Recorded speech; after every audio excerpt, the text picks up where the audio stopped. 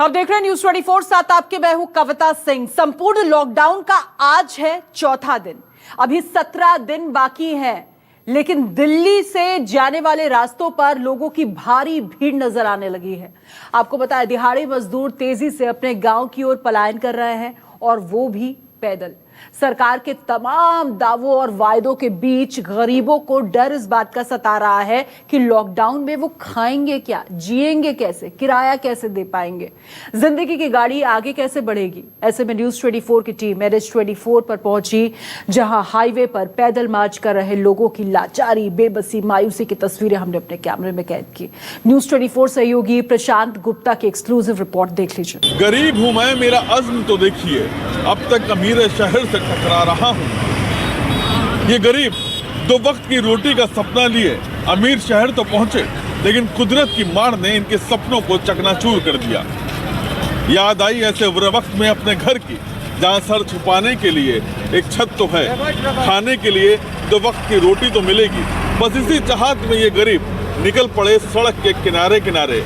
न जाने कितने मीलों का सफर तय करना पड़ेगा, न जाने कब तक इनको भूखा रहना पड़ेगा। जिस दिल्ली में आंखों में हजार सपने लिए आए थे, बसों में सवार होकर आए थे, ट्रेन में बैठ कर आए थे, वहां से पैदल जाना पड़ रहा है, अपनी पूरी गृहस्थी सिर पर या पीठ पर लाद कर। ये तस्वीरें NH 24 की है, जहां संपूर्ण लॉकडाउन की वजह से दिहाड़ी मजदूरों की जेब और पेट दोनों खाली हैं। अब ये सपनों का शहर काट रहा है।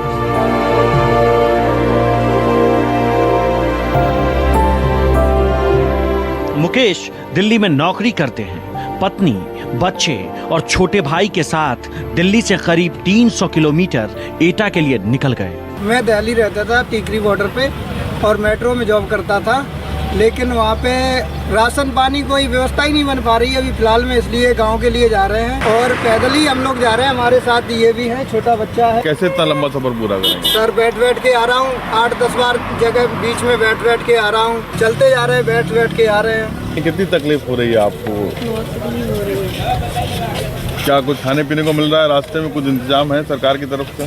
कुछ नहीं है, कोई इंतजाम नहीं सरकार की तरफ से। बस इस उम्मीद पर रेला आगे बढ़ रहा है कि शायद बीच रास्ते में कोई बस मिल जाए, कोई ट्रक मिल जाए, जिससे ये अपने गांव पहुंच सके। मेरी नजर जहां तक जाती है, वहां तक आप देख सकते हैं कि लोगों का रैला चल रहा है। लोग अपनी जरूरत का सामान अपने कंधों पे रख के, अपने सिर पे रख के, छोटे छोटे बच्चों के साथ में सड़क पर निकल पड़े हैं, क्योंकि इस बड़े शहर में अब उनके लिए कुछ नहीं बचा। सबका अपना दर्द, सबकी अपनी कहानी, सबके अपने बिखरते सपने।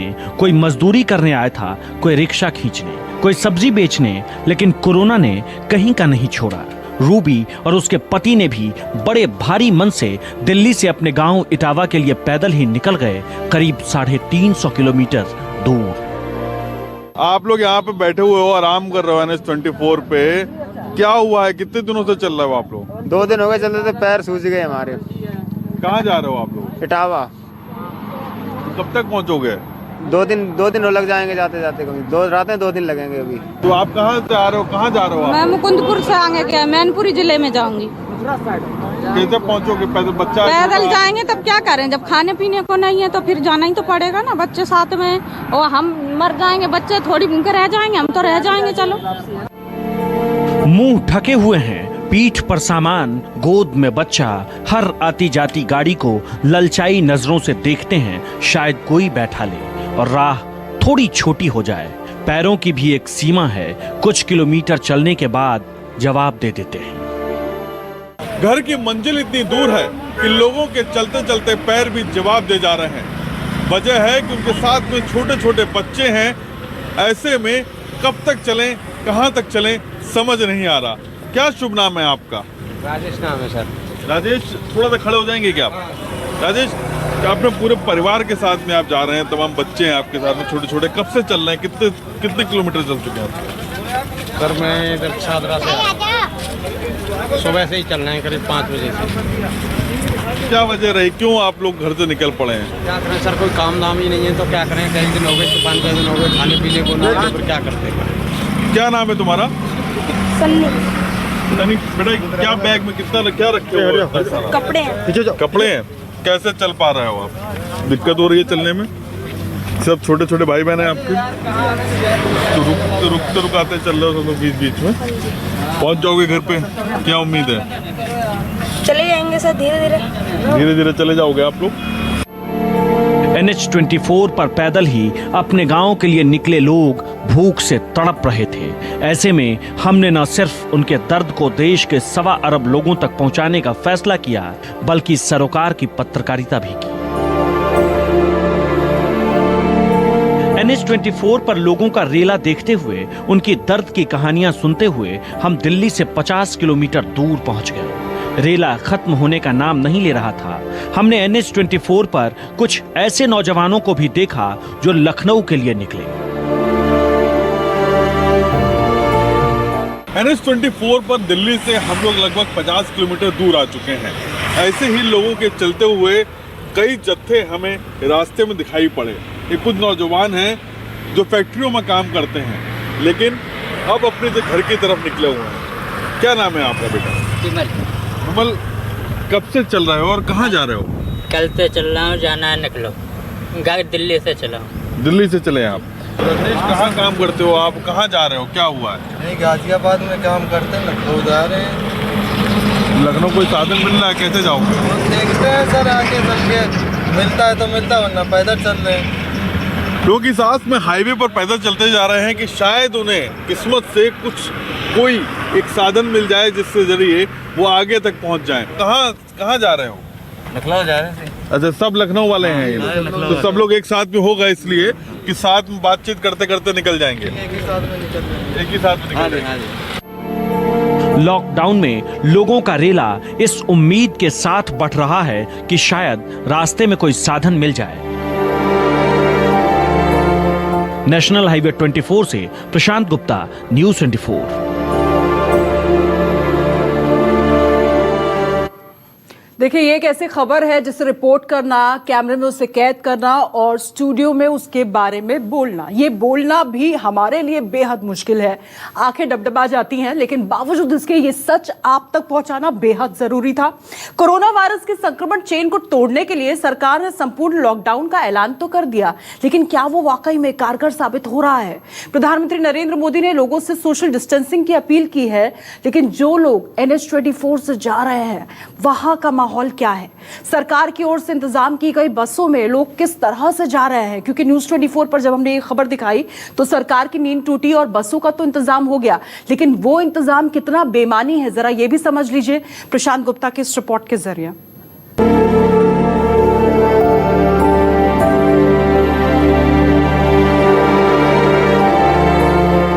दिल्ली, नोएडा, गाजियाबाद और गुरुग्राम से हजारों की तादाद में हापुड़ पहुंच गए।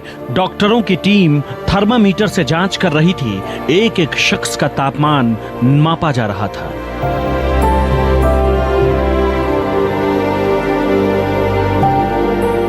तो कुछ समाजसेवी संगठन लोगों को खाने पीने का सामान बांट रहे थे, जिससे लोगों को थोड़ी राहत पहुंचाई जा सके। लोगों को उन सरकारी बसों का इंतजार है जिसका सरकार ने वादा किया है। हापुड़ टोल पर उत्तर प्रदेश सरकार ने बसों की व्यवस्था करवाई है उन मुसाफिरों के लिए जो दिल्ली से चलकर अपने अलग अलग जगहों पर जाना चाहते हैं। इसमें कई तो ऐसे हैं जो उत्तर प्रदेश के ही नहीं, बिहार के भी हैं, उत्तराखंड के भी हैं, लेकिन जहां तक ये बसें जा सकती हैं वहां तक उन लोगों को पहुंचाया जा रहा है। पुलिस की व्यवस्था की गई, आम जनता भी बाहर निकल कर आई, मदद के लिए हाथ बढ़ाया। डॉक्टर की व्यवस्था भी की गई कि जो मरीज या जो लोग चढ़ रहे हैं बसों में, कहीं उनमें कोई मरीज तो नहीं। आप यहाँ पे सबको चेक कर रहे हैं, उनके टेम्परेचर देख रहे हैं। और उसके बाद कब से लगी हुई है आपकी ड्यूटी? कब से आप ये काम कर रहे हैं? हाँ, ये 4-5 दिन हो गया मेरे को यहाँ पे सर, जब से मेरी ड्यूटी लग रही है। और सबको आप चेक कर करके भेज रहे हैं? चेक करते हैं। और किसी को बुखार आता है, बुखार है या टेम्परेचर बढ़ा हुआ है तो उसको आप रोक लेते हैं? हाँ, रोक के फिर उसको हॉस्पिटल भेजते हैं ट्रीटमेंट के लिए। पुलिस यहाँ पे खड़ी हुई है, पुलिस खुद सेवा भाव के तहत काम कर रही है। अभी हमने सुना भी आप लोगों के जरिए कि ऐसा सेवा भाव का मौका बहुत कम मिलता है, और भगवान ना करे कि दोबारा कभी ऐसा मौका मिले। ये सही बात है।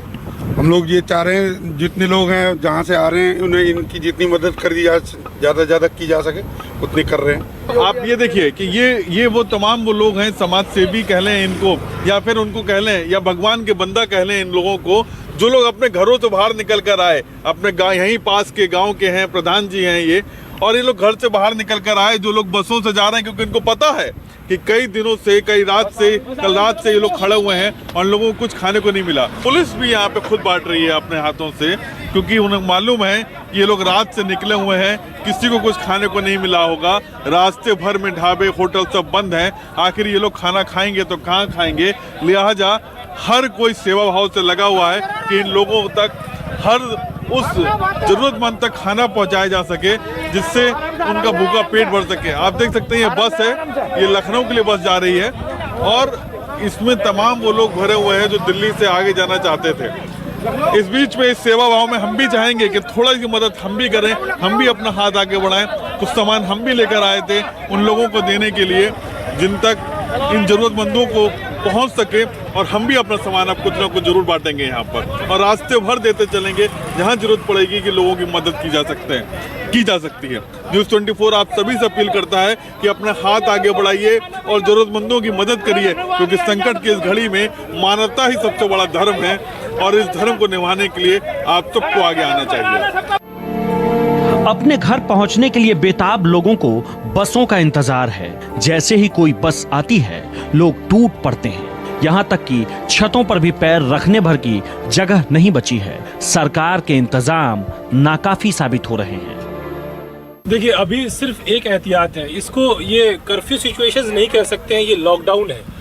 लॉकडाउन में मूवमेंट्स रिस्ट्रिक्टेड होते हैं, लेकिन बहुत सारे लोग अभी जो ऐसे हैं जो मजदूर वर्ग के लोग हैं, इनका मूवमेंट बहुत ज़्यादा है, जो ऑन फुट यहाँ से बिहार तक के लोग ये कह रहे हैं कि वो जाना चाहते हैं। इनके लिए प्रशासन ने, माननीय मुख्यमंत्री जी ने और बाकी टीम ने मिलकर के ये एक इंतज़ाम करवाया है, जहाँ बसेस लगी हुई हैं, उत्तर प्रदेश परिवहन निगम की बसेस, उससे लोगों को जहाँ भी गंतव्य है वहाँ तक छोड़ा जा रहा है। जिनके पेट में दाना नहीं, जेब में पैसा नहीं, बड़े शहर में एक दिन रहने का ठिकाना नहीं, उनसे प्राइवेट बस वाले तिगुना किराया मांग रहे हैं।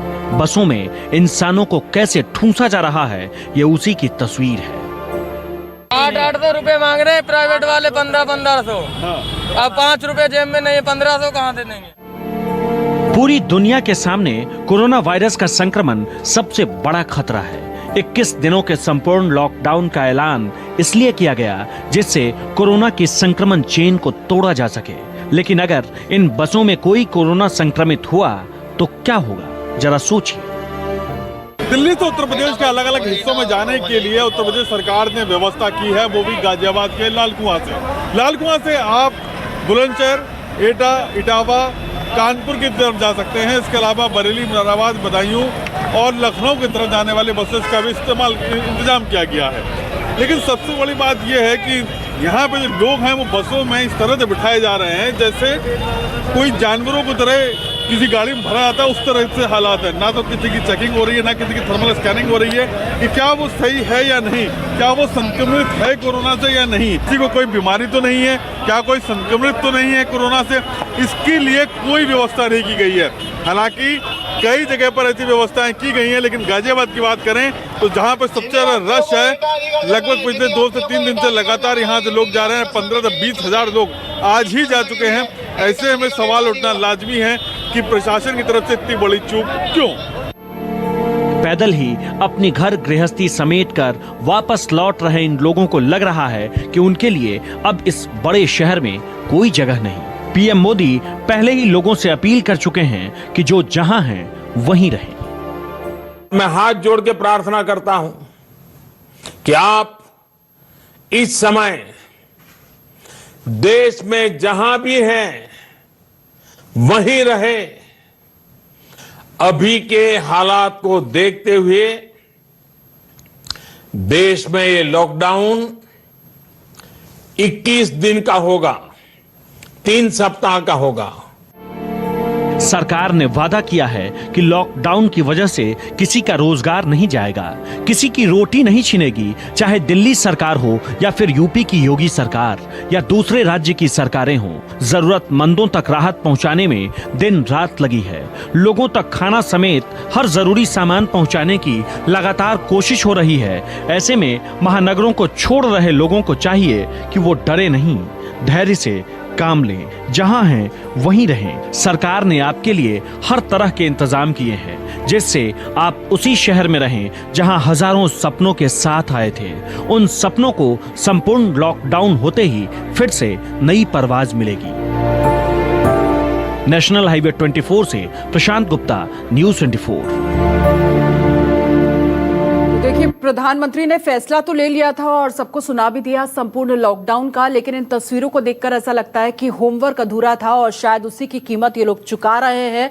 और इनके ऊपर इस वक्त जो परेशानियों का बोझ आन पड़ा है उसे कहीं ना कहीं बांटने की कोशिश हम आप कर सकते हैं। आप घर में बैठे रहिए, हम बाहर निकलकर इनकी परेशानी लोगों को दिखाएंगे, सरकार को दिखाएंगे, सरकार की नींद टूटेगी और उसके बाद इनके हित के लिए कोई बड़ा फैसला लिया जा सकता है, क्योंकि पीएम केयर्स फंड का तो आज ऐलान हो गया है और कई सेलिब्रिटीज दिल खोलकर उसमें दान भी दे रहे हैं। छोटा